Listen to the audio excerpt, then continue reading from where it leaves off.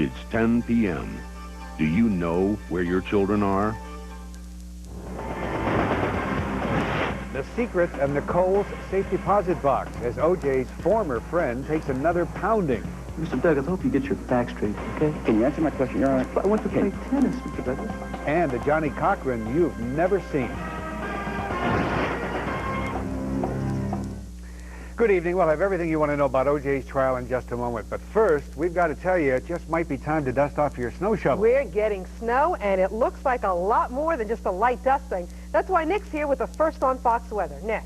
John, Rosanna, we've been waiting for this situation to develop this winter. We've been lucky so far, but our luck just might be running out. And already the National Weather Service has posted a winter storm watch for Saturday for most of our area except Long Island and coastal New Jersey. And it looks like, again, that will be when the main part of the storm will be coming through. The ingredients for the storm, cold air dropping on down from the northern plain states, and we've got the storm that's moving across the south, heading towards Virginia. They will both combine, and boy, oh boy, it could be an interesting day. I'll bring you all the details on the forecast coming up a little bit later on the 10 o'clock news. John and Rosanna? All right, Nick. Now to the O.J. story. The jurors got a look inside Nicole's safe deposit box. And they heard that now world-famous 911 tape. Eric Shawn has the latest from the courthouse in Los Angeles.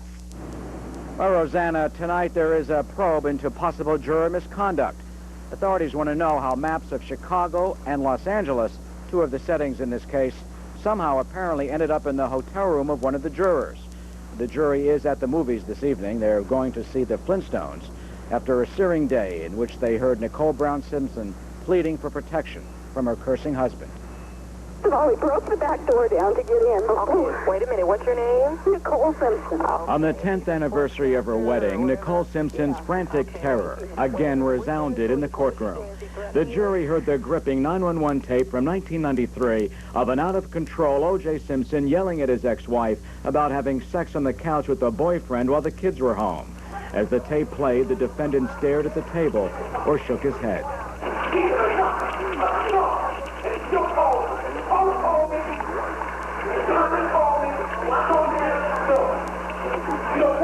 Earlier, the jury saw Nicole's secrets, the haunting contents of her safe deposit box, proof, say prosecutors, she long feared O.J. would hurt her.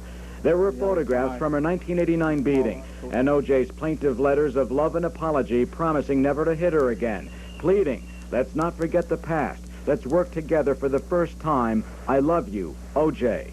They were written on stationery from Cartier. Mr. Douglas, I hope you get your facts straight, okay? Can you answer my question, Your Honor? I want to play tennis, Mr. Douglas. The day started with Simpson pal Ron Shipp, who says O.J. admitted dreaming of killing Nicole. Shipp withstood the barrage of attacks from defense attorney Carl Douglas, who suggested the ex-cop was a drunken liar, and that O.J.'s alleged remark was made in jest. Tell me everything that you saw that gave you an indication that the alleged statement was made jokingly. Well, he just kind of said, you know, to be truthful, Shipp, I've had dreams of killing her. So he kind of chuckled? Kind of chuckled, yeah. And do you recall, in fact, that Mr. Simpson was very distraught during that time? He was, in my opinion, Mr. Simpson, what I saw was anger. I saw anger at the news coverage that he was actually being accused of murdering Nicole and Ron. Well, again, Shipp addressed O.J. directly, mouthing the words, tell the truth, O.J. Judge Ito told the jurors to ignore that comment, but this was a damaging day for the defense. They heard the words of a former friend, and also those of Nicole Brown Simpson herself. And tomorrow, Nicole's sister, Denise, is expected to take the stand. That's it from the O.J. Simpson trial in Los Angeles. I'm Eric Shawn, Fox News. Rosanna, back to you. Thank you, Eric. Well, coming up a little later, you'll get a new angle on one of the key players in the Simpson trial, Johnnie Cochran, outside the courtroom and letting loose. Well, one of the New York Giants has been charged with a personal foul. Willie Beeman, he had a run-in with a police officer. George Smith has that story for you. He's in Clifton, New Jersey right now. George? John Beeman is being charged with aggravated assault for allegedly trying to run over a police officer with his car. The incident took place right here in the parking lot of the Ramada Hotel just off Route 3 in Clifton, New Jersey. The problem began when police spotted a man and a woman in an isolated part of the parking lot. This is 24-year-old New York Giants defensive back Willie Beeman, shown here playing video games during the preseason. About 9:45 last night, Clifton police say an officer went to check on a man and a woman in a car parked behind the Ramada in Clifton. As the officer questioned the woman, police say Beeman got out of the car and walked over to his Oldsmobile parked nearby.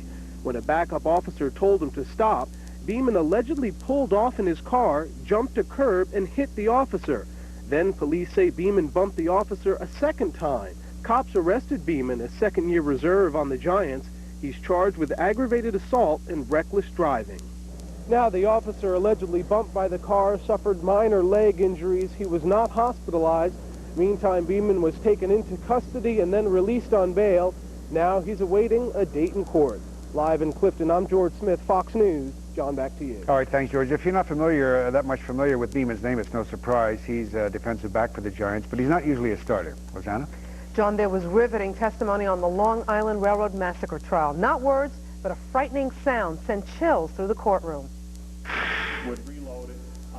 The cold click of a 9mm, Colin Ferguson's 9mm. For some people, that was the last sound they heard. For the survivors, it triggered horrible memories. Kyung-Yoon has their story. I looked up. I saw Colin Ferguson crossing through the vestibule. When I saw him coming towards me and shooting, I pulled my briefcase up over my head and shoulders and just waited for the bullets to hit me.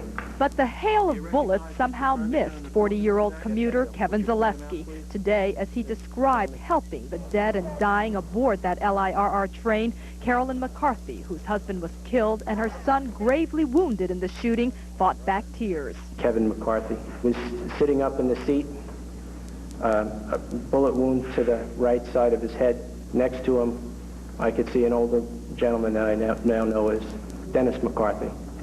In the period of time that I was on the train, I could see his color go from a normal living color to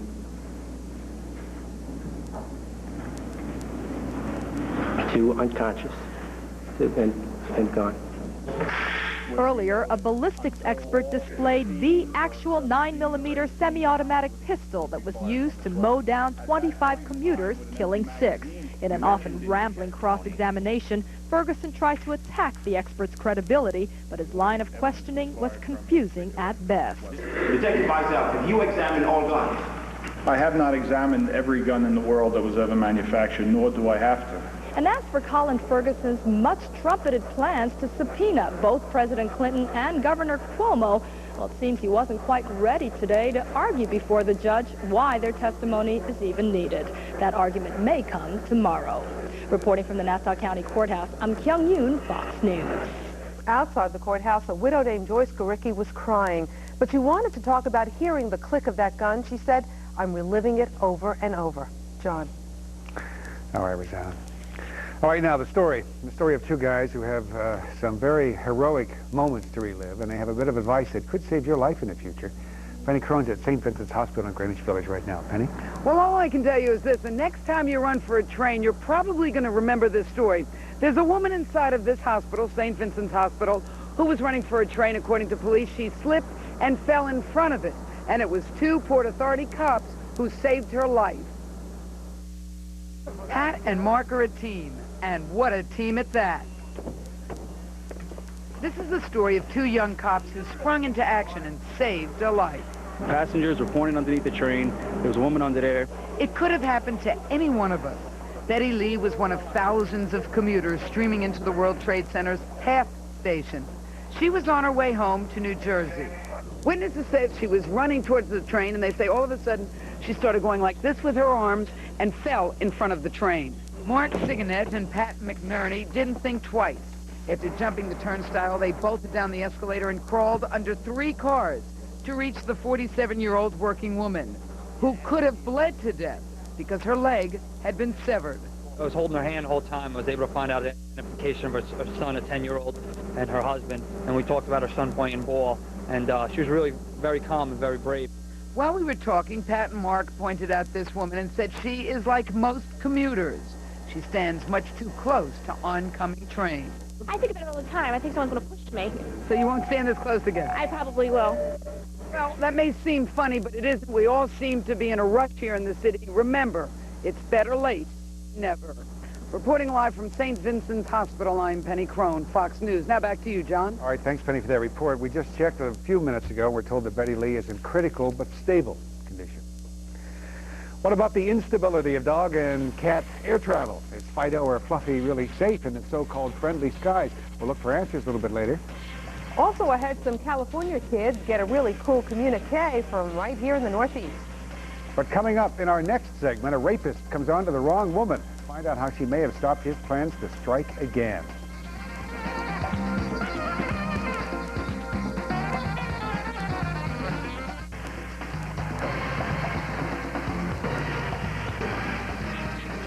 One man's pickup line at a store in Brooklyn worked too well. The woman thought he looked familiar, and that's why he got picked up by the police.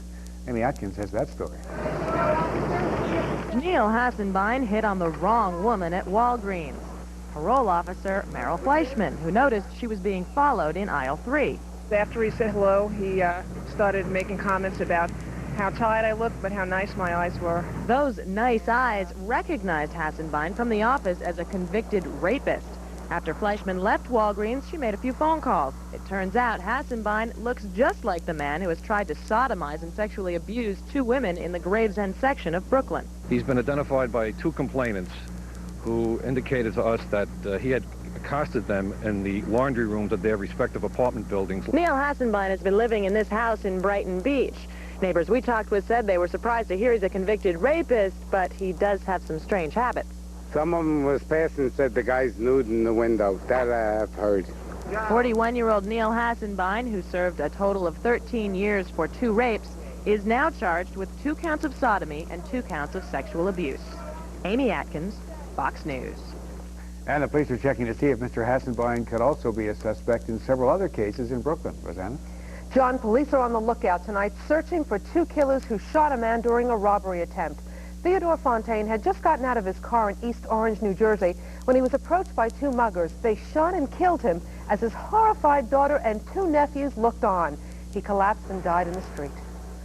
Words of another New Jersey killer are coming back to haunt him. Scott Johnson talked about the voice inside me and what it made him do. Christopher Jones has more on the killer's confession. The blood was dripping down in the ditch. Off of your hand? Off of my hand. And then I was like, don't yell. I told you I was going to leave you here. As 25-year-old Scott Johnson covered his eyes, he and everyone else in the courtroom listened as his taped confession was played before the jury. In that confession, Johnson describes how he pushed Gail Schaller and her 3-year-old daughter into her van as she was returning with her groceries. Johnson is accused of raping and stabbing Mrs. Schaller to death. The child was released unharmed. The playback of the tape proved too much for the victim's 3 sisters who were in the courtroom.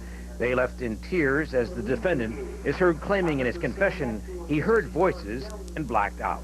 Next thing I know, when I came to, she was laying in the ditch. And where were you? Over top of her. In the ditch? In the ditch. The police say Gail Schaller was stabbed more than 40 times, her throat slit. The prosecution is seeking the death penalty. But Johnson's defense lawyers say while he committed the crime, he was mentally incapable of understanding what he was doing. I didn't want to do what I had started to do already. You know, the voice inside just told me to go on with it. And before I know it, I had blacked out and I went with it. When I came to, it was too late. As murder cases go, this cannot be considered the most difficult for a prosecutor to bring. But in the final analysis, it may not be any work the prosecutor has done, but the words of the defendant himself that will convict him and could possibly lead to his execution. Christopher Jones, Fox News. The prosecution is expected to finish up its case against Johnson on Monday. John. Can you imagine taking the life of your own child? Well, the verdict is in the case of a father who did exactly that. He unhooked his premature son from a hospital respirator. Is your verdict?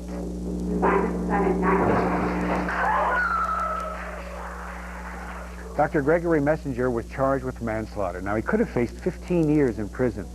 His boy was born 15 weeks premature. He weighed less than 2 pounds. He had brain and lung damage, so Dr. Messenger took matters into his own hands, and he did not call the verdict a victory. Some criminal competition for New York's so-called Dirty 30 precinct. Could there soon be a filthy 48? We'll find out. But first, a sign of the times at the MetLife building. The reason when we come back.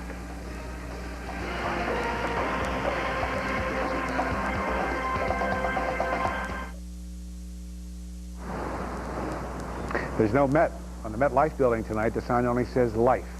They are trying to highlight the need for blood donations. Right now, the city's supply is dangerously low. The flu has kept a lot of people from donating. The blood centers are asking you to come in now and roll up your sleeves. Doesn't hurt, but it sure does help. And as expected, the president named Dr. Henry Foster to be the new Surgeon General. After Foster made his mark fighting against teenage pregnancies in Tennessee, he's pro-choice. Right now, he's on an advisory board for Planned Parenthood. Right-to-life senators plan to grill him about that at his confirmation hearings. All right, now let's talk about the men and women you and I call New York's finest, our cops. Unfortunately, a relative handful of them don't live up to that description. Well, that might be true for as many as 20 officers from the Bronx. Mike Sheehan reports. The cops should be there to help you out, not to even, bring down. I mean, it's now as you look around and it's like, what is this world coming to? People who live or work in the Tremont section of the Bronx were shocked to hear that a corruption investigation had targeted the cops in their precinct, the 4-8. When I first heard about it earlier this morning, I was in shock because being here for 35 years, I've never ever encountered any sort of a problem with the 48th precinct. Sources say as many as 20 uniformed officers, including sergeants, mostly assigned to the midnight shift, are the focus of the probe, which began in 1993. 2 officers had their guns removed and are assigned to desk duty. It is alleged that one cop failed an integrity test and was caught by a hidden police camera stealing $210 from a car that was involved in a drug bust. Officers will be flunking integrity tests for as long as we're alive. Unfortunately, we have people out there that just don't get the message. And we're going to do all we can to identify them, arrest them where appropriate. Internal Affairs is hoping that their old method of turning a cop caught red-handed against other rogue colleagues will work in this case. Meanwhile, some longtime business people in the area are pretty supportive. I think it's tragic. They 4-8, they do a lot of good work around the neighborhood. Now, there are a couple of reasons that police brass would like to see this investigation expand successfully. One is, if there are some bad apples here, hey, let's get rid of them. And secondly, it would prove once and for all that the NYPD is capable of successfully policing itself. From the 4-8 precinct in the Bronx, Mike Sheehan, Fox News. John, back to you. All right, thanks, Rosanna. Wall Street had a pretty good day. The Dow closed up over 23 points. Winning stocks beat the losers by a margin of about 7 to 5. Price per share was up 15 cents. Over on the Amex, the price per share was up 4 cents. The index there was up 1.5. The NASDAQ composite was up over 5 points. Well, tonight there is some terrific news for some people who make cars, but some very sad news for people who make airplanes. Here's our Fox Business Report.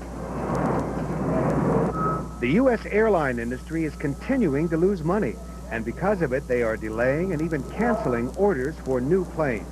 Now, these cancellations are forcing Boeing, the aerospace giant from Seattle, to make enormous cutbacks. They have announced plans to lay off more than 7,000 people. That's 6% of their workforce.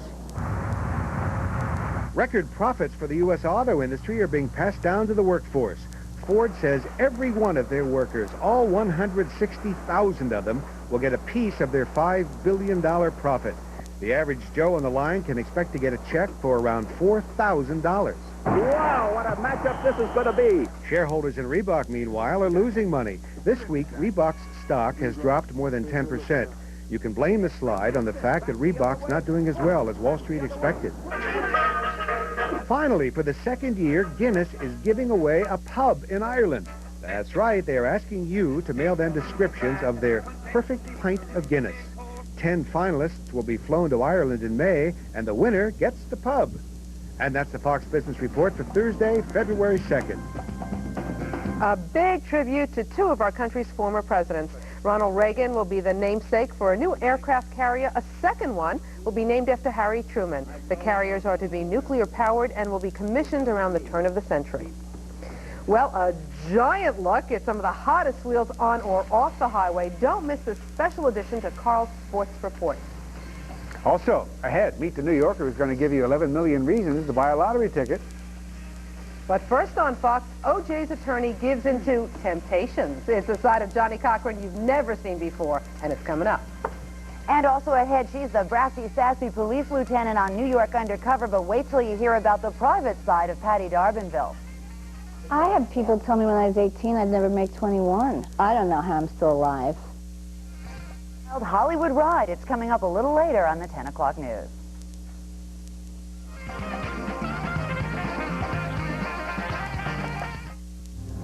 Now on the 10 o'clock news.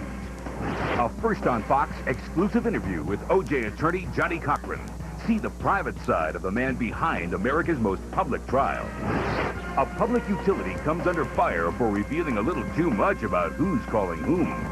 Find out why you may be calling for relief from some wild weekend weather. And Robin Carter interviews a primetime star who's weathered a lot of personal storms. Well, there could be some very emotional testimony at O.J.'s trial tomorrow. The jury has heard that famous 911 tape of him breaking into Nicole's house. Now the prosecution wants to question the 2 police officers who answered the call. And it wants to bring to the stand Nicole's sister, Denise, to talk about Nicole's dealing with O.J. Well, along with the public interest in O.J. is a growing curiosity about the personalities behind his defense.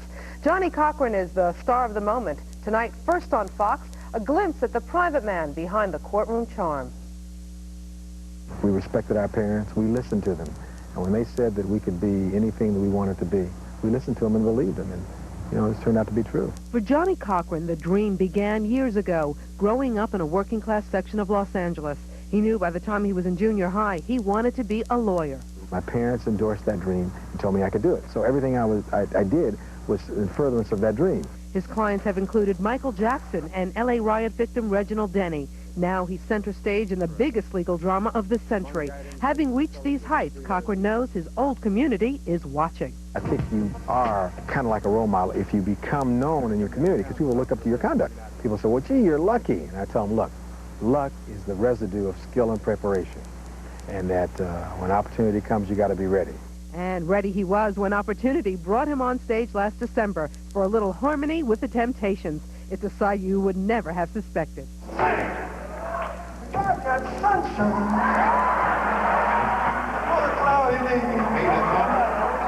But what comes up time and again is Cochran's attachment to family. He's been married twice with 3 kids. His father lives with the family, and his mother, who died 3 years ago, is never far from his thoughts. There's not a week that I don't go out to where she's buried to just kind of spend some time with her. Exciting things are happening in my life, and I'm doing some different things, and I just want to make sure she knows that I'm still looking for her guidance, and I want her to know that I hope I'm living my life that she wants me to live in. Tomorrow night, another side of Johnnie Cochran, his personal stake in O.J.'s defense, and the defeat that has haunted him for decades. Well, the Big Apple celebrates a birthday, and Playgirl unveils their 1995 Man of the Year. All that and more in a New York Minute.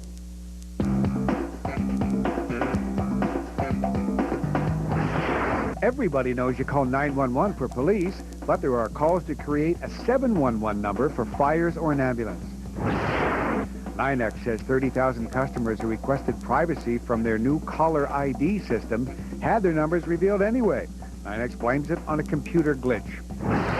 Rafael Rivera of Richmond Hill, Queens is $11 million richer. He is the second of 3 winners in Saturday's $33 million lotto jackpot. Winner number 3 has yet to step forward. Governor Pataki came to town to stump for his new state budget. He got a warm reception from a hall full of realtors at the Hilton in Midtown. There was the big birthday celebration in Lower Manhattan. New York City turned 342 years old. Entenmann's Bakery put together a huge cake. It weighs half a ton. What's 6'2", 220 pounds, and featured in this month's Playgirl? You guessed it, their Man of the Year, John Holliday. And that's what's happening in a New York Minute. And coming up later on the 10 o'clock news, how safe is your pooch in a plane? We will tell you what happened when Fifi flies something other than first class. And in Fox Medicine, why saying cheese can be the key to good dental health. This is Carl White. Coming up in sports, things got a little bloody out at Madison Square Garden tonight. A referee took it in the back of the head, and the Rangers trying not to take it on the chin again. Details coming up straight ahead in sports. Stay tuned.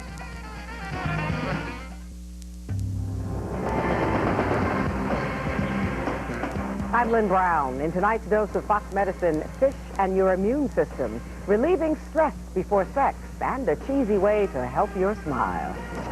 Say cheese for a nice smile, but how often should you brush those pearly whites? Ideally, you should brush after every meal. But when you can't, doctors say you should do what the Europeans do. End each meal with a piece of cheese. Phosphates in cheese neutralize cavity-causing acids, but brush as soon as you can.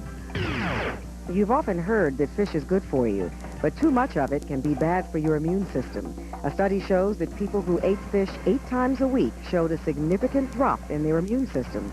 Researchers can't explain these results, but they suggest eating fish no more than twice a week. Obsessing about sex?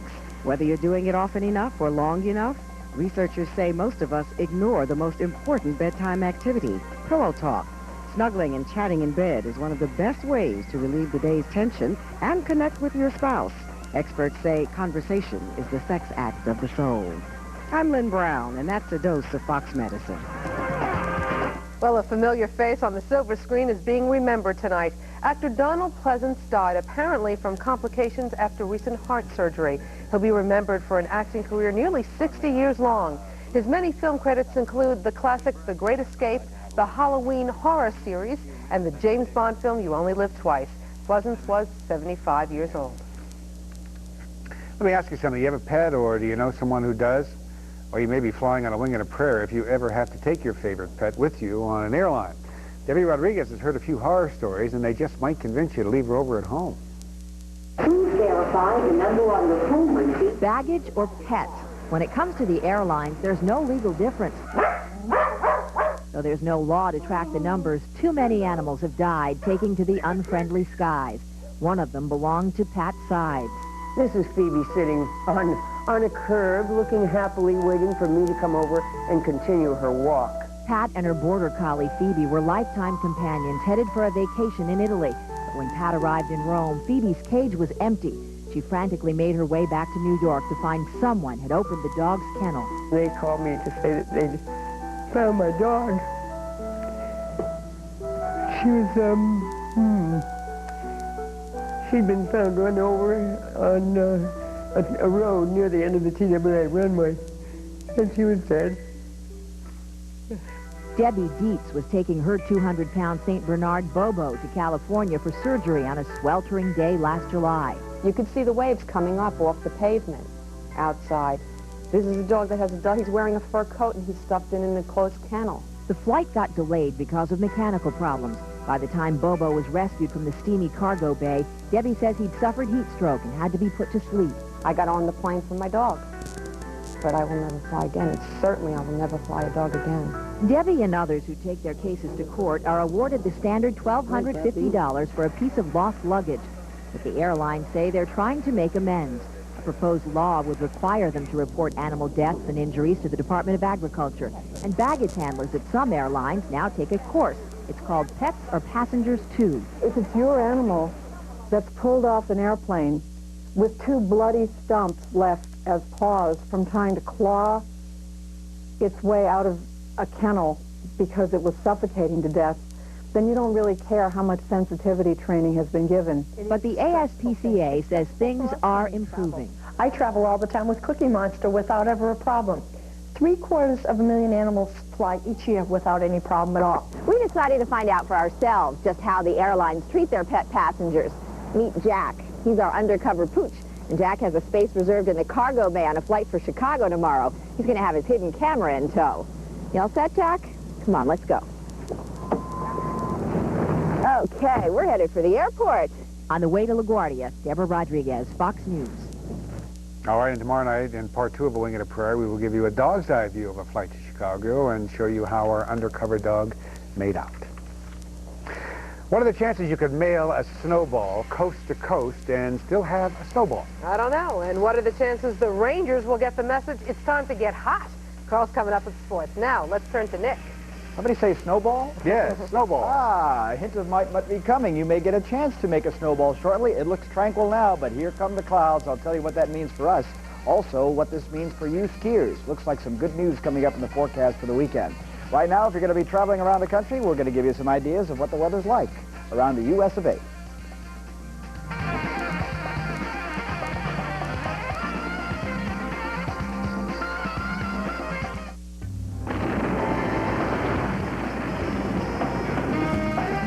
Well, today, of course, is a very important day in the weather forecasting business because we consult the ever most popular Groundhog. And here's Punxsutawney Phil coming out of his burrow this morning, and he did not see his shadow, believe it or not. Right. So that, in folklore, means that we'll have an early spring. And we go off to our own Staten Island Chuck, and he came out of his burrow this morning, and he didn't see his shadow. Oh, it's 2 for 2. It's 2 for 2, but I don't know how Chuck didn't see his shadow because when I was up at 7 o'clock this morning, it was sunny outside, okay? But, hey, what does he know, right? What do I know for that matter, too? But nonetheless, I can tell you what, that early spring forecast is going to be challenged this weekend. Let's talk about the stats for the day in New York City, and then I'll tell you about this little map in just a minute. 42 and 26. It has gotten cold. That's our current temperature now. The record high 59 and the record low -3 in New York City. Again, it's gotten colder now everywhere in the 20s. Humidity 34%. A northwesterly wind in the barometer is rising from 29.96. All right, this map behind you is telling you a winter storm watch. Take that, Punxsutawney Phil, is in effect across much of our area for Saturday, except Long Island. That sort of gives you an idea of the forecasting dilemma we have because that area could be hit with more rain than snow, but it's still a very, very early call to talk about in the forecast. Looks pretty quiet now. Look at how clear it is and cold air pouring down from Canada, but as we take our little weather flight around the country, you'll find that there are clouds back to our south and west, and especially here in the midsection of the country. Not too ominous right now. It's just a little upper-level disturbance that's sitting in the Midwest, and the surface storm is down here in Oklahoma. What will happen is those two will come together as that system moves a little further to the east, and I'll show you what that effect will be here in just a second. Here comes cold high pressure tonight, though. Winds coming right down the Hudson River, and that means cold temperatures will be in the low 20s here in the city tonight, in the single numbers, I think, in the far colder northern and western suburbs. Again, it's quiet for now, but here comes the storm tomorrow, moving into Tennessee, a band of snow and rain across the Ohio Valley with sunshine in our forecasts, but struggling to get to the freezing mark tomorrow. Saturday morning, that storm moves just south of us, so the snow should move in probably about 5 o'clock in the morning. And then the question is, where does that storm turn from here? Right now, it looks like it'll head close enough to where an easterly or southeasterly wind will start changing the snow over to rain, but not before we get maybe at least 6 inches of snow in the city and much more north and west where it may not change to rain at all. So it's going to be a tough call, and then the worst part of that will be behind it. Some frigid air in the northern parts of the Great Lakes will be dropping down, so anything that falls is going to be a hard freeze across the area. Skiers, the worst thing may be you may not be able to make it to the ski resorts. It's going to snow Saturday in the 20s, and it's going to snow Sunday still right around 20 degrees. Here's our forecast. Clear and colder tonight, 22 in town. Again, those single numbers for those of you in the far northern and western suburbs. Great looking morning, sunshine, about 22 to start your day in the city. More sunshine in the middle of the day, high struggling to 33 degrees. And then a few clouds will gather in the evening, a sign of things to come. 5-day forecast will show you the snow, heavy at times on Saturday. Again, watch for changing to rain along the coast late in the day, but not before. A heavy snowfall is possible. Flurries and windy on Sunday, winds over 40 miles an hour. Cold Monday and Tuesday, well into the Arctic air, highs in the 20s, lows in the low teens. Definitely tune in tomorrow night. I'll have a complete update on the storm for you then. John? Payback time for the mild winter, huh? This is it. You knew it was coming. We knew it had to happen. All right, thanks, Nikki. Let's talk about something hot now. You saw Patti D'Arbanville heat up the set earlier on the Hot Fox cop show, New York Undercover. Robert Carter's here now to talk about her life off the set. Robert. Well, John, you know, she plays the show's hard-edged squad leader with street experience and plenty of attitude. And at age 43, Patti D'Arbanville knows a thing or two about attitude and about life. This married mother, who now makes her home on Long Island, survived 2 decades of the Hollywood wildlife, and it almost took her to hell and back. I had people tell me when I was 18 I'd never make 21. I don't know how I'm still alive. It's through the grace of God, essentially. Today, Patti D'Arbanville has a role on a hit TV show, a house full of children, and a handsome husband. But to get here, she had to conquer some heavy personal demons, including an addiction to heroin.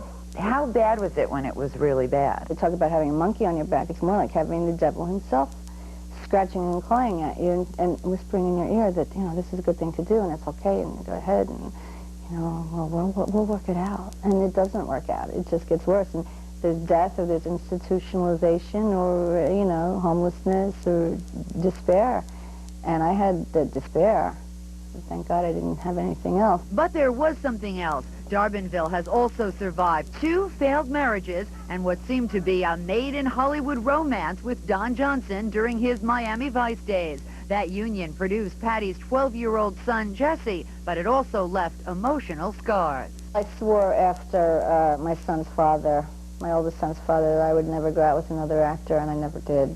You're talking about Don Johnson? Yeah. Why is that?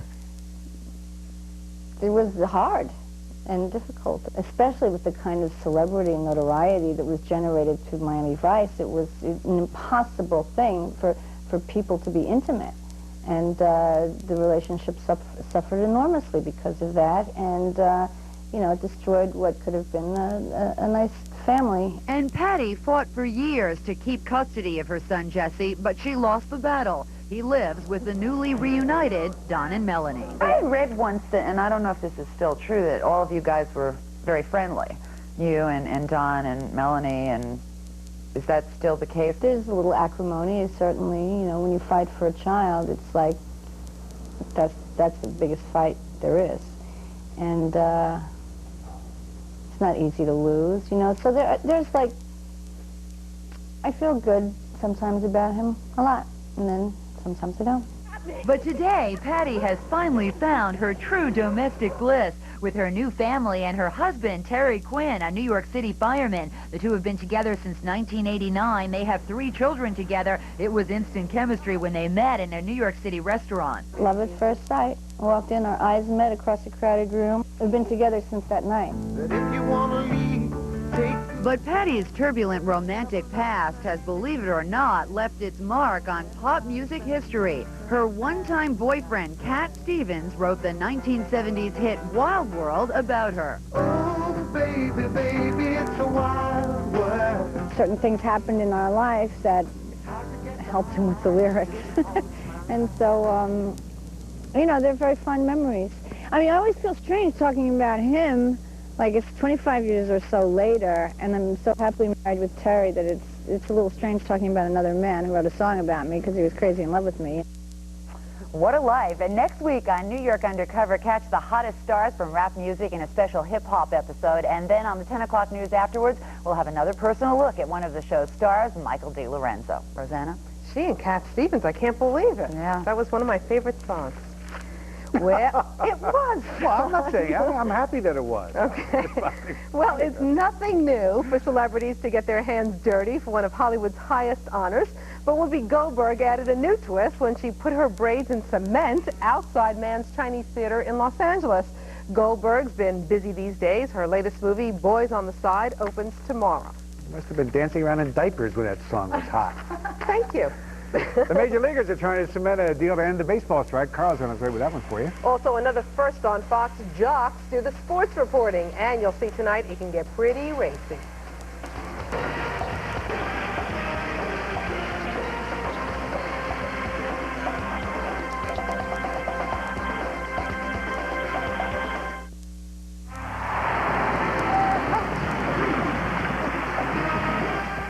Yeah, just writing down a story here. Hold on a second, folks. There we go. Take your time. Yeah, I just want to make sure we're all set to go here. All right, 4.5 hours of chatter. Didn't accomplish much today in Washington, D.C. Players still looking over their latest luxury tax proposal from the owners, while the owners were forging ahead with their plan to open spring training with replacement players. Everyone's going to be able to field a team. I don't know what our depth situation will be. I'm also an optimist. I believe that we can have a settlement where this doesn't even become an issue. All right, two sides will be back at the bargaining table on Friday.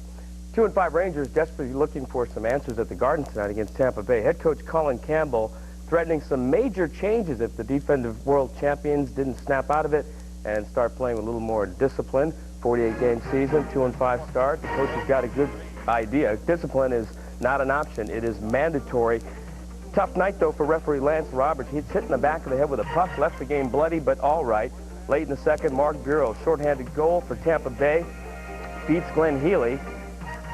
3-3 tie, final 3-3. New York now 2-5-1 on the year. Excuse me, got a win, not tie. First place Islanders at Philadelphia against Flyers. Second period, Pierre Turgeon with an incredible shot from his belly. Watch this, John. Whoa, hook shot. New York 2-1, final Islanders 5-4. Islanders now 4-2-1 on the year. Devils at home against Quebec. Second period, Stephane Richer beats Bissett to the corner of the net. 3-2 Devils. Finals, Devils 5-4. And the Devils now 2-3-1 on the year. NBA news, Knicks and Nets both had the night off tonight. Patrick Ewing named the NBA Offensive Player of the Month. Patrick and his teammates in Philly tomorrow against the 76ers. Meanwhile, the team they're chasing, the Orlando Magic, 21-0 at home. Orlando trying to protect that perfect mark against Seattle. Penny Hardaway cuts it to 105-103 with 35 seconds to play. Hardaway could have tied the game with two critical free throws late, but he missed them. Seattle 106-103, and the streak is over. Orlando now 21-1 at home. Seattle gets their 8th win on the road. Magic now 35-9 on the year, 6 games ahead of the Knicks.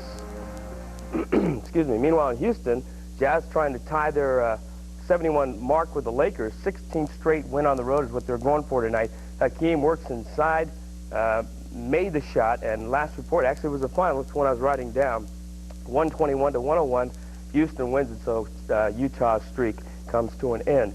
In NFL coaching changes, the Raiders fire Art Shell, and they hire assistant coach Mike White. Eagles named San Francisco defensive coordinator Ray Rhodes to replace Rich Kotite in Philadelphia.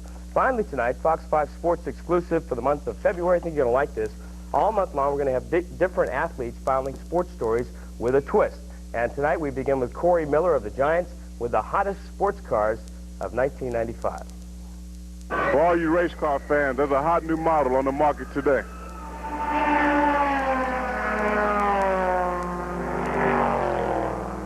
So tell me, what makes this race car so special?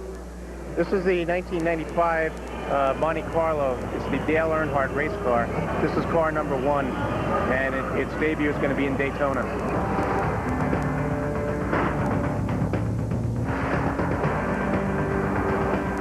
For those of you who like fast cars, there are also a lot of sport cars today. Can you tell me what are some of the top sports cars out there? Yes, this is the Chevrolet Corvette. Corvette has always been one of the favorite sports cars, and it's something that kids grow up and everybody dreams about owning a Corvette. All the manufacturers right now are really getting back into the sports cars.